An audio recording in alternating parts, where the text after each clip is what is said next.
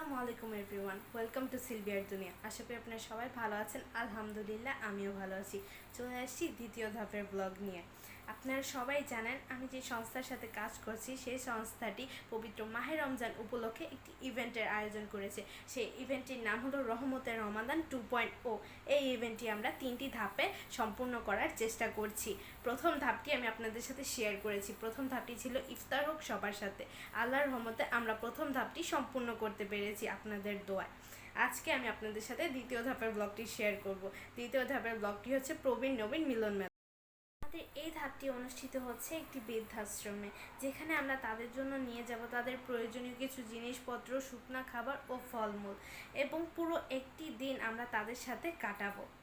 তো ভিডিওটি কন্টিনিউ করার আগে সবার কাছে আমার একটি রিকোয়েস্ট, প্লিজ আমার চ্যানেলটিকে সাবস্ক্রাইব করে দেবেন, ভিডিওটি ভালো লাগলে লাইক করে দেবেন এবং ভিডিওটি বেশি বেশি সবার সাথে শেয়ার করে দেবেন। তো চলুন যাওয়া যাক। এখন বৃদ্ধাশ্রমের মধ্যে আছি অ্যান্ড এটা হলো বৃদ্ধাশ্রমের মিডল পয়েন্ট।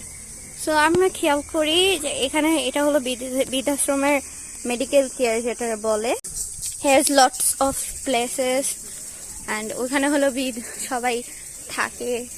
আপু অনেক সুন্দর করে বৃদ্ধাশ্রমটি ঘুরে ঘুরে আমাদেরকে দেখাচ্ছিল যে কোথায় কি আছে, কোথায় তারা কিভাবে থাকে, সেগুলো আপু বলছিল।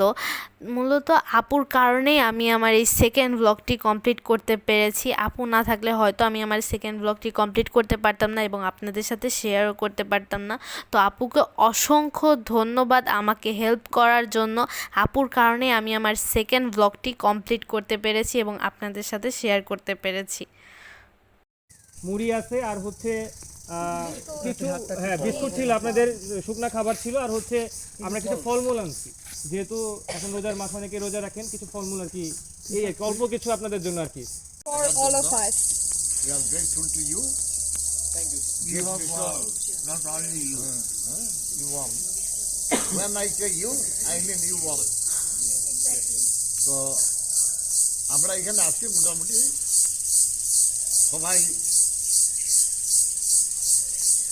প্রায় বলতে পারো আশ্রয়হীন। আমাদের খুব একটা আশ্রয় নেই, এই জন্য আমরা এই আশ্রমে আসছি।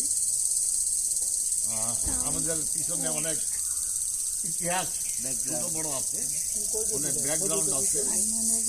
আমাদের জন্য তোমরা সবাই দোয়া করবা, আমরা যেন ভালো থাকি। আমরা যারা এখানে আছি সবাই ভাই বোনের মতো নির্দিষ্ট যেন থাকতে পারি, করবা। আমরাও চেষ্টা করি এইভাবে থাকতে। অনেকে আছে তোমাদের মধ্যে ইয়ং জেনারেশন অনেক এখানে আসেন আমাদের দেখার জন্য। Will feel happy for it. তো এটা it is a great occasion that you have visited this ashram. Thank you so much.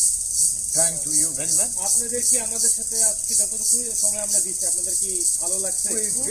Very very happy for ইট। এটাই আসলে আমাদের কাছে সবচেয়ে বড় পাওয়া। এটা হলো কারণ তোমরা কেউ আমাদের নাতি নাতনির মতো, অনেকের আবার ছেলে পেলের মতো এরকম। তো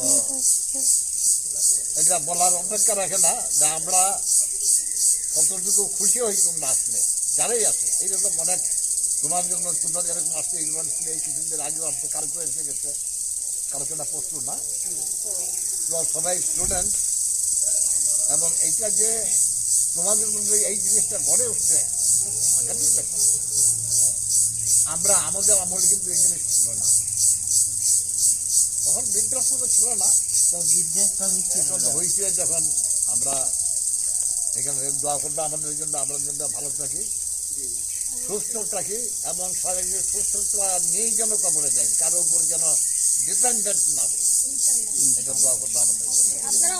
thank you very much, thank you very much for visiting here. দোয়া করবেন আমাদের জন্য, আমরা যেন আরো এগিয়ে না, এটা শুধু আমার কথা না, কিন্তু সবার পক্ষ থেকে everybody is very happy that you have visited, everybody.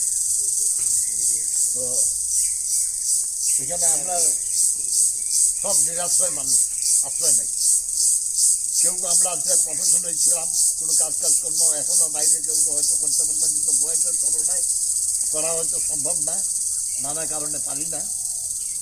এখানে আমরা অনেক এডুকেটেড, লেস এডুকেটেড, বিভিন্ন প্রফেশনের লোকজন আমরা এখানে আছি আমাদের জন্য দোয়া করবা, হ্যাঁ? আপনারাও আমাদের জন্য দোয়া করবেন। তোমাদের দোয়া কিন্তু কবুল হয়। আপনাদের দোয়া কবুল হয়, আপনারা আমাদের জন্য দোয়া করবেন, আমরাও ইনশাআল্লাহ আপনাদের জন্য দোয়া করব। তাদের কথাগুলো শুনে অনেক ভালো লাগলো। আল্লাহ যাতে তাদেরকে সবসময় সুস্থ রাখে। একটু সমস্যার কারণে আমি বৃদ্ধাশ্রমে যেতে পারিনি। যখন আমি শুনলাম যে আমি বৃদ্ধাশ্রমে যেতে পারবো না, তখন একটু টেনশনে পড়ে গিয়েছিলাম যে কিভাবে আমি আমার এই ব্লগটি কমপ্লিট করব, কিভাবে আমি আপনাদের সাথে শেয়ার করব। পরবর্তীতে আমি আমার এক বড় আপুর মাধ্যমে এই ব্লগটি কমপ্লিট করতে পেরেছি। তো আপুকে অসংখ্য ধন্যবাদ আমাকে এই ব্লগে হেল্প করার জন্য। আমার এই ব্লগটি এই পর্যন্তই ছিল। দেখা হবে 3য় নাম্বার ব্লগে। ভালো থাকবেন সবাই, আমার জন্য দোয়া করবেন। আল্লাহ হাফেজ।